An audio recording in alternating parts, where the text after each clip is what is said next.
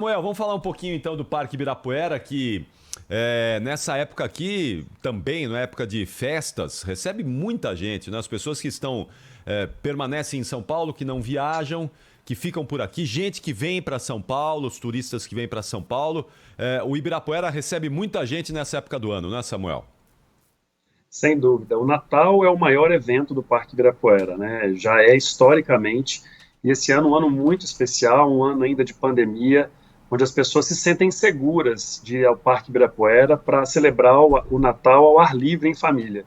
E está um grande sucesso. Queria, inclusive, agradecer o apoio da Band nesse Natal, que tem sido uma super parceira.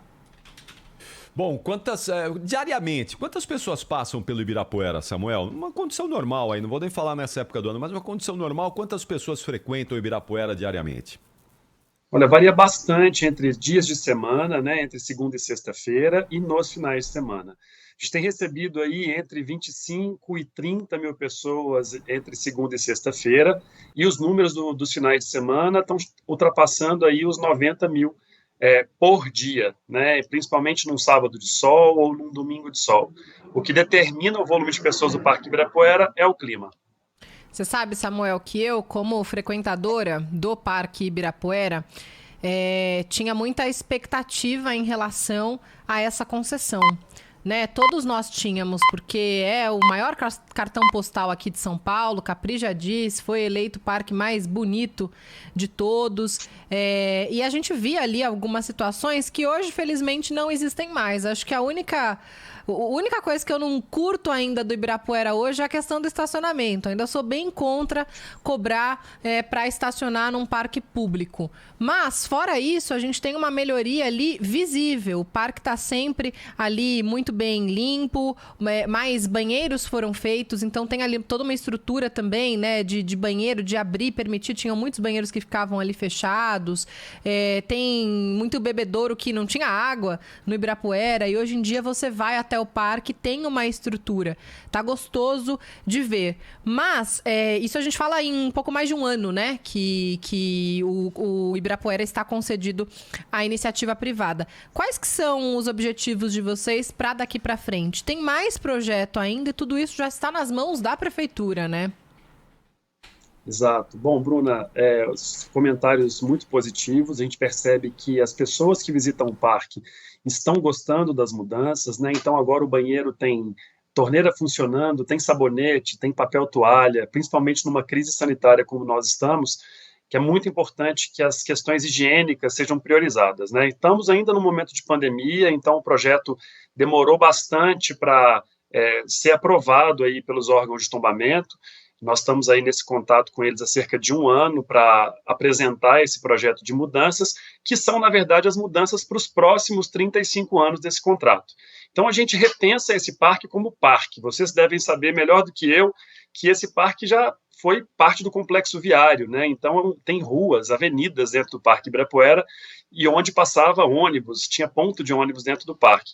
Esse projeto novo, além de recuperar o patrimônio tombado, como vocês mesmos disseram, um dos parques mais bonitos do mundo, se não o mais bonito, mas com certeza o que tem o maior legado arquitetônico mundialmente, do Oscar Niemeyer. Ele também repensa o parque como o parque para as pessoas e não para os carros, né? E, Bruna, voltando à questão do estacionamento, a grande mudança desse modelo é que, a partir de outubro de 2020, esse parque não é mais mantido com o dinheiro dos nossos impostos, né, que todos nós pagamos. Agora são as ações comerciais, são os eventos, são as marcas patrocinadoras que mantêm esse parque vivo, ativo e melhor a cada dia. Por isso, para nós, o estacionamento é importante e eu acho que quem está indo ao parque tem que sentir que, ao pagar o estacionamento, está contribuindo para que esse parque fique cada vez melhor. Eu não sou. Quer dizer, claro que se fosse gratuito seria muito melhor.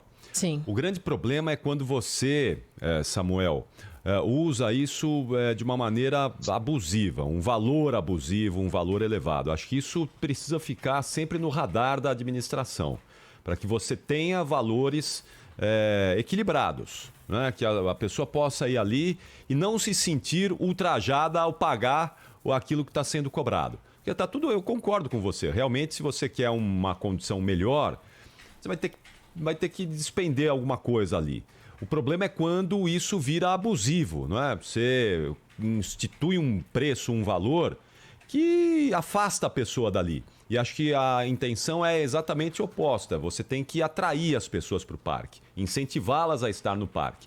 E uma cobrança de tarifa com preço razoável é importante e fundamental para isso, né? Que a gente comparava também, né, Samuel, Capri, muito com a Zona Azul, que era como funcionava antes, né? O Ibirapuera nunca teve um estacionamento ali gratuito, a não ser em alguns períodos fora do funcionamento da Zona Azul, mas o máximo que você pagava era de R$5.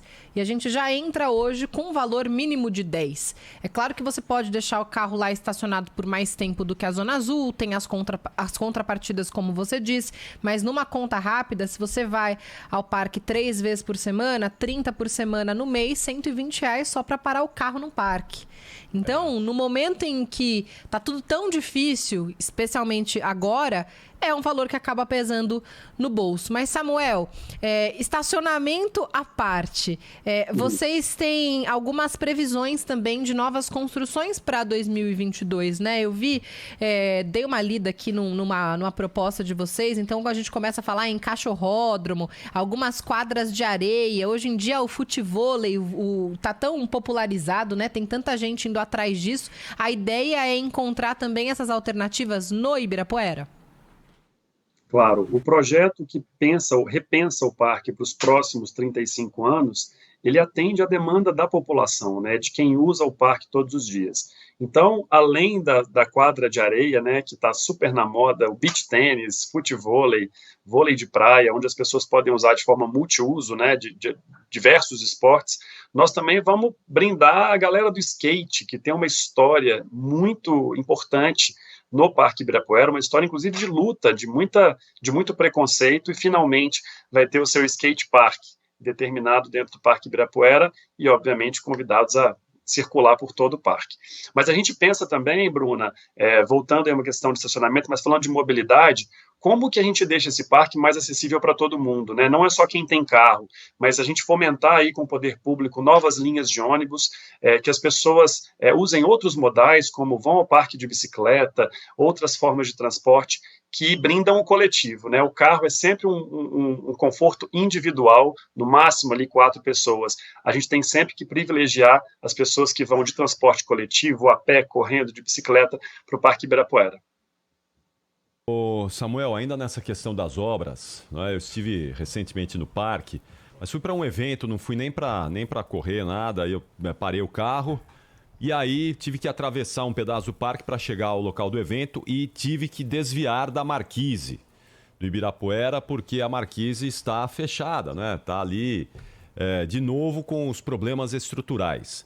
Eu sei que esse é um problema que vocês já herdaram, né? É um problema antigo no Parque Ibirapuera. Já foi investido muito dinheiro nessa obra da marquise aí do Ibirapuera e não resolveu. O negócio continua com problema. E é um espaço muito importante, porque ali as pessoas usam, por enquanto, né? Enquanto não tem ainda o skate, usam para andar de skate, para patinar. Fazer ginástica, né? Para quando está chovendo, tem grupo que se reúne ali para fazer o seu exercício, o seu movimento. O que é que vai acontecer com a marquise? Qual é definitivamente a solução que vai ser dada à marquise do Ibirapuera para a gente evitar esses fechamentos e solucionar de vez esse problema? Bom, a Marquise é o prédio mais importante do Parque Ibirapuera. Ela conecta todos os prédios culturais ali do complexo Niemeyer e também é um lugar de permanência e passagem. Então, é um lugar onde eventos acontecem, as pessoas se encontram. Em dias de chuva, é um lugar onde as pessoas adotam, né, no parque para continuarem suas programações esportivas e culturais. Então, para nós, ela é vital, é o coração do nosso projeto. Ela ficou fora da concessão, então a responsabilidade pela reforma da Marquise continua sendo da Prefeitura de São Paulo. A gente tem aqui um diálogo constante com a Prefeitura, insistindo que essa reforma seja feita o mais rápido possível, e acho que a boa notícia é que a Prefeitura já licitou, já tem uma empresa contratada para fazer o projeto de restauro, e em seguida esse projeto passa então para a fase de execução, né? Eu acredito que aí a gente ainda fique mais de um ano com a Marquise fechada, infelizmente. Enquanto isso, a gente já consegue aprovar os outros planos de intervenção que a gente tem, que trazem para o Parque Ibirapuera outras áreas cobertas, como a marquise revitalizada, a serraria revitalizada, por exemplo, que pode ser uma alternativa para quem tem a prática esportiva no Parque Ibirapuera e num dia de chuva precisa de um lugar coberto. Mas, além disso, a gente precisa de vários planos para a marquise, inclusive de repensar o desenho dela. Não sei se vocês sabem, esse restauro agora vai repensar se a marquise tem que ter uma outra ponta que ela não está construída, que liga o Auditório Ibirapuera e a Oca também. Então, é um processo que vai demorar um pouco, junto com os órgãos de tombamento, conduzido pela Secretaria do Verde e do Meio Ambiente, e que a gente acompanha muito de perto também, esperando que aconteça o mais rápido possível. Só em cima disso ainda, Bruna, porque, olha, foi uma vergonha esse negócio desse fechamento agora, porque a marquise havia acabado de passar por uma reforma. Aí reabriram, pouco tempo depois, apresentou o problema e precisou ser fechado novamente. Então, sabe, o serviço mal feito, serviço que é mal feito. E aí, claro, a prefeitura tem que cobrar a responsabilidade de quem executou essa obra.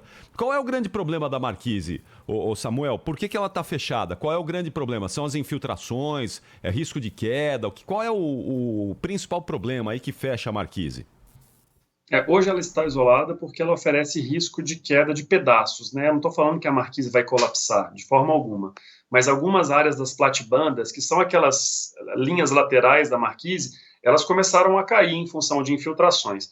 Eu acredito que o maior problema que a marquise teve dessa última reforma até hoje foi a falta de manutenção preventiva, né? A gente precisa de um bem tombado, né, de muitos anos, ela precisa de uma manutenção diligente. Eu acho que não foi o fato que aconteceu no Parque Ibirapuera, mas o que a gente tem de garantia é que após a reforma e entregue para a concessionária, nós que ficaremos lá pelos próximos 35 anos, nos encarregaremos dessa manutenção e da gestão de toda a marquise.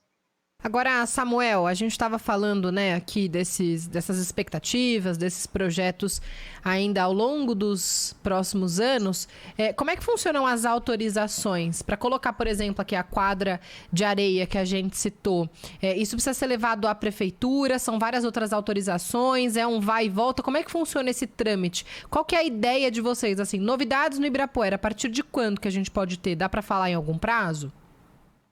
Bom, por nós, a gente acredita e está lutando para que as obras comecem já no primeiro semestre do ano que vem. São entregas importantes para o nosso projeto, a nossa promessa para a sociedade de trazer um parque melhor para essas pessoas que frequentam há tantos anos. Realmente é um processo burocrático que envolve várias esferas. O Parque Ibirapuera é tombado na esfera municipal, estadual e federal. E nem sempre os órgãos de tombamento concordam entre si sobre mudanças ou não. Então, é um processo que envolve muita negociação.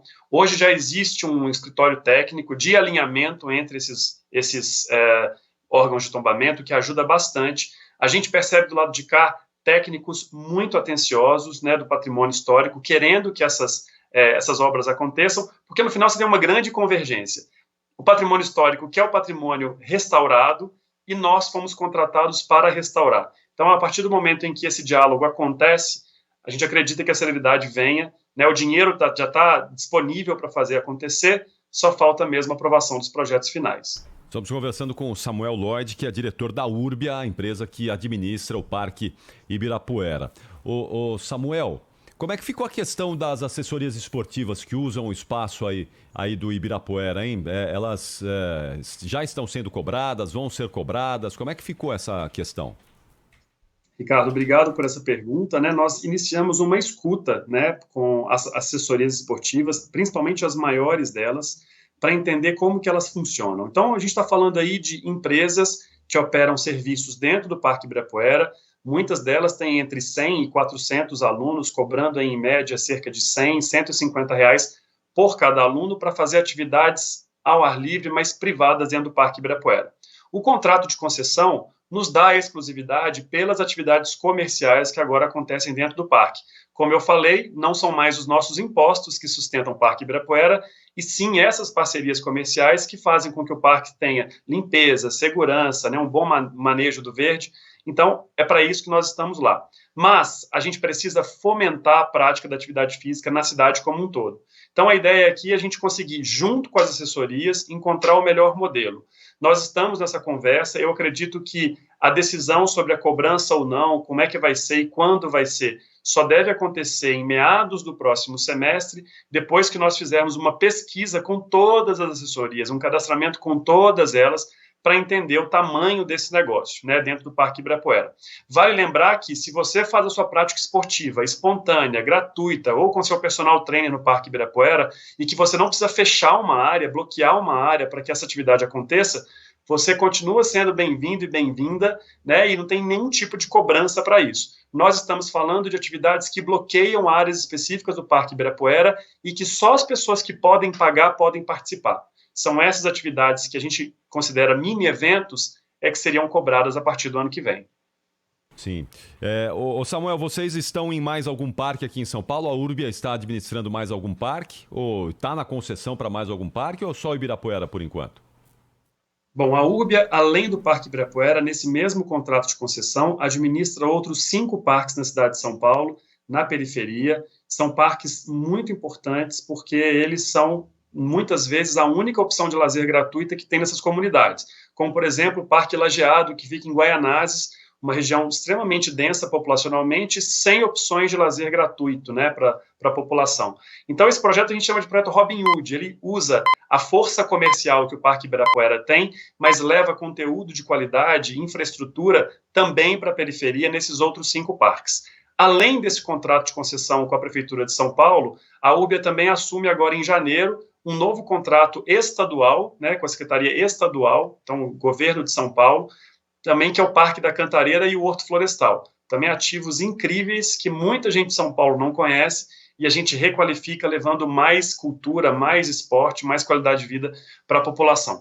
E um outro contrato federal da Urbia são os canyons, os famosos canyons que agora vão candidatos a virar geoparque pela Unesco, também são administrados pela Urbia, né? Então, é a Urbia Canyons Verdes, que fica ali no encontro de Santa Catarina com Rio Grande do Sul, nos famosos canyons brasileiros. Muito legal, muito bom. Então, quero agradecer ao Samuel Lloyd, diretor da Urbia, falando hoje aqui sobre o Parque Ibirapuera. Muito legal, tomara que a gente consiga ter cada vez mais o parque para o povo, o parque bem cuidado, bem administrado e entregue para a população em ótimas condições. Esse é um patrimônio, orgulho dos paulistanos, orgulho da cidade de São Paulo. É um lugar incrível. Você que está ouvindo a gente aí de fora de São Paulo, que nunca esteve no Parque Ibirapuera, não perca a oportunidade de, quando estiver em São Paulo, ir ao Parque Ibirapuera. É como ir a Nova York e não ir ao Central Park. Só que o Ibirapuera é mais legal que o Central Park. Então, você vai para Nova York, vai para o Central Park, tem que vir a São Paulo e tem que ir ao Ibirapuera, um lugar maravilhoso. Samuel, muito obrigado por nos atender. Um ótimo Natal, um excelente ano novo a você, a Urbia e ao Parque Ibirapuera também. Samuel, valeu, bom Natal e um Natal repleto de chocotone para você. Obrigado. Boas festas para vocês, também para todos os ouvintes da Rádio Bandeirantes. E a gente pode esperar aí um parque mais inclusivo, com desenho universal e acessível para todo mundo em 2022. Boa, valeu. Agora